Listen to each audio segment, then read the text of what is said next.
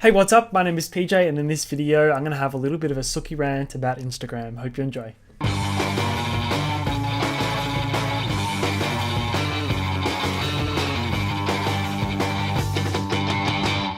Okay, so when I think about big changes to photography, I think about the switch from analog to digital photography, probably sometime in the early 2000s, I would think. The next biggest change, I think, would be the advent of social photography, or basically when we got phones in our pockets every single day, our mobile phones, and we started to post them to our social media channels for likes and whatever else, which is totally fine. I do it as well, but what I'm getting at is Instagram. Instagram has changed photography for better, for worse. It's definitely changed photography. The whole utility, the whole purpose, the benefit of Instagram is it can make anyone into a good photographer, because I don't know if you guys remember, but before Instagram, filters weren't really a thing. Facebook definitely wasn't doing them. MySpace, no one had ever heard of a filter. We used to shoot on digital cameras before mobile phones, and the compact camera was really ruling the consumer market. No one really had DSLRs. So mobile photography, particularly the iPhone, similar sort of smartphones, they really have been quite a big game changer, to be honest. So Instagram, you take a photo on your mobile phone, you upload it to the app, and you put a filter on. And it was really, really impressive in those early days. Like what you could do with a little bit of compositional knowledge and just the camera that you had in your pocket all the time was really impressive. And people started to build really big, dedicated, loyal followings. People started to make careers out of Instagram, which is kind of cool. Flying around the world, shooting festivals, shooting for companies, doing really cool things purely off the back of your Instagram following and knowledge. The ability to take cool photos for the mobile social platform. One thing I'll say now is no one really, if you're a photographer, no one really shoots on their iPhone anymore for Instagram, which I think was probably initially the point. I know that's why I resisted for some years when Instagram first came out. I resisted it because I was shooting photos with my DSLR, and I was like, why would I take photos with my mobile phone when I have this SLR that I'm working at improving my craft and whatever, and then I have to crop it to square, which I don't really like because I'm not shooting the photos to be cropped to square. So that was another issue for me.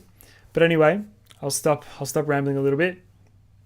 Instagram now, everything looks good on Instagram, and that's because it's compressed down into this small size. It's for the most part a square. If not a square, it's very small to fit in portrait mode on your mobile, on your iPhone or whatever phone you have. And everything looks good small. Just in the same way that when you take a photo, it looks great on the back of the camera. When you look at it on a big screen, it may not look as good. So everything looks good. I think a big thing for me is it's really ruined the art of Photoshop. I don't think anyone really getting into photography learns Photoshop properly these days. I think everyone does Lightroom, everyone's got their VSCO preset or the VSCO app on the mobile, which I happen to love. Don't get me wrong, I really love the VSCO app, but I think the VSCO generation, the VSCO mindset has really killed Photoshop. And the reason I'm talking about this is because yesterday I was on Flickr. I logged onto Flickr for the first time in quite a long time. And I was going through my Flickr feed, and personally, I attribute Flickr to a lot of my personal style and personal knowledge in photography, because when I was getting into it, when I first got a DSLR, a friend of mine and someone that I looked up to a lot photographically at the time said to me, get on Flickr, find some people that inspire you and start to post on Flickr. And in those days, there was quite a good community on there. This is probably 2010, 2011. Not that I had a huge following, but there was just interaction. People were looking at your photos, and in the groups there was discussions, and everyone was really excited because on Flickr, finally we had this place online to share beautiful high resolution photos. It wasn't slammed and compressed and everything like MySpace and Instagram and whatever else. And Flickr was really great. So there was a bunch of guys that I followed on there, and I used to try and emulate. I used to love their photos, particularly their band promos, and I would look at their style of pictures. And the best thing about Flickr is it shows your metadata. It shows what camera you've used, what lens. If you're good, you can write your lighting setups and whatever in the description, which most people did in those days, because it was genuinely very interesting, and people would follow you. That's how you could build your following, by letting people in on these behind the scenes things that was for so long a guarded secret. So anyway, Flickr was brilliant. Like, I really love Flickr, and I was looking at some of these people that I really admire, and that just take stunning photographs, like proper memories, something that you would want to blow up huge and frame on your wall, not just the disposable Instagram, Twitter posts for a few likes. You know, it's not like me posting a photo of me in my bedroom mirror for a few likes on Instagram, which I did last week, by the way. But really beautiful, timeless art that makes me appreciate photography again. Looking at these pictures, scrolling through, getting absolutely inspired, and just reminiscing, because I used to love to do that on Flickr, and I just don't use it anymore, unfortunately, because the community is not really there anymore. No one really uploads actively and regularly to Flickr, and people certainly don't interact. Like, people upload and expect the love to come pouring in, but the truth is, it starts with you. Like, you have to be the interaction, and you have to be active in the community as well. It's not all just one-sided. It doesn't all just come in. So anyway, I was checking out these guys on Flickr. Beautiful, stunning photos, high resolution, displayed beautifully on the Flickr platform. And I was like, why don't I check out some of these guys on Instagram? I've like fallen out of touch. Maybe that'll be a good way for me to keep in touch with them. So I jump on Instagram, look up some of these dudes, and granted, they have fairly big followings, and it's probably because before Instagram, they already had these sort of big followings and big adoration and respect for their work. So I jump on Instagram and, 80,000, 130,000, like some of these guys have really good followings. But just scrolling through the feed, and I'm looking at, mind you, exactly the same photos, I was just very underwhelmed. And because everything looks good, even if it's not perfect, everything looks good on Instagram because it's shrunken and sharpened and compressed, and iPhones or whatever have beautiful high resolution screens. Because everything looks so good, nothing looks good on Instagram. And that sounds a bit harsh. That's a bit of a generalization, but because everything looks good, it's so hard to stand out, because everyone, in my opinion, is kind of taking the same photos with the same gear, the same filters, and to be honest, it's boring me to death. So I've been super disenchanted with Instagram lately. I feel like, especially since they've changed their algorithm, since it's a non-linear news feed, which was always the beautiful thing about Instagram. It was never affected in the way that Facebook was, but obviously being owned by the same company, it's now changed. I understand that it's a business and they have shareholders and they need to make revenue, but it just feels like it's going more the way of Facebook now, and photos aren't as beautiful. Instagram is not as much fun as it used to be, unfortunately.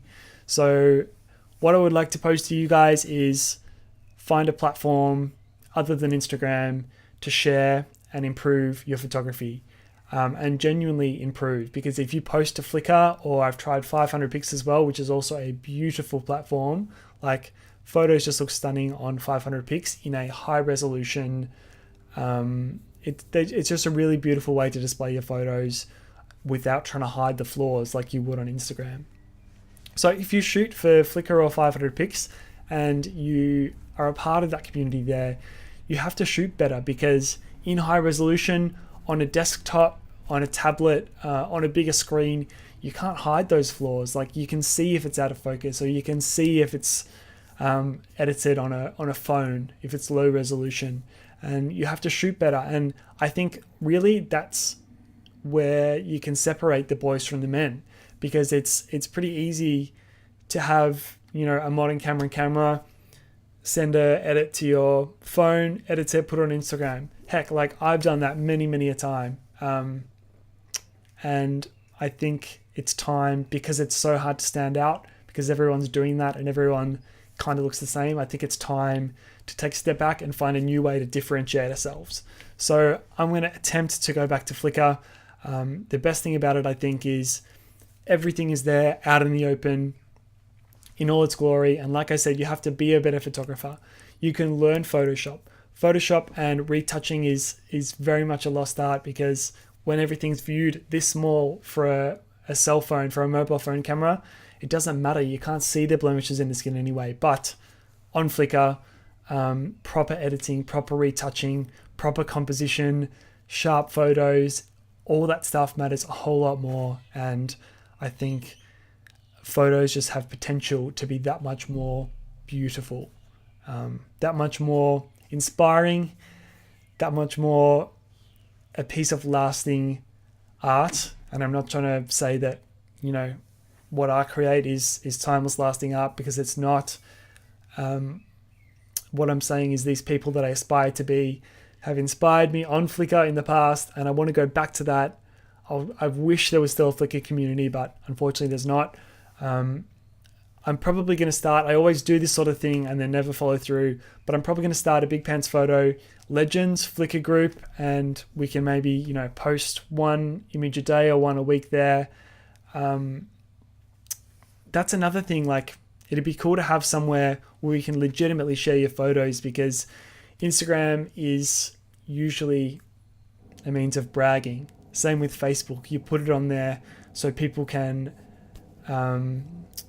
validate you, so they can like and comment or whatever to validate you with your pictures. Whereas Flickr, it's about photography. You're supposed to post and you're supposed to show off, because you're creating photos for this purpose.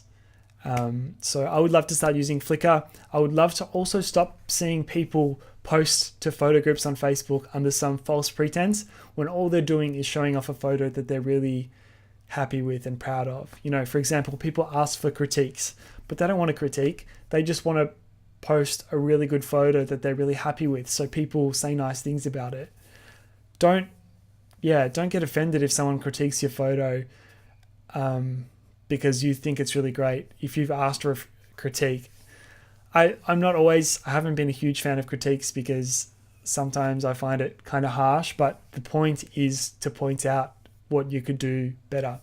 So I would love if we could maybe start to do that on Flickr, have a Facebook group, we could post the raw edit challenges. And I honestly think posting regularly on a service like that, even without the community, even for your own benefit, so you can see them in high resolution, in all their glory, on a beautiful big screen, I think that could be very, very beneficial to anyone. What do you guys think? I'll post the link to this video in the Legends Club, the link to the Facebook group, the Legends Club, which we've started, which is this little community. I'll leave it in the description and I'll pop it up on the screen right now. Thank you so much for watching. I hope you enjoyed it. I would love to hear your thoughts, and I'll see you in the next video.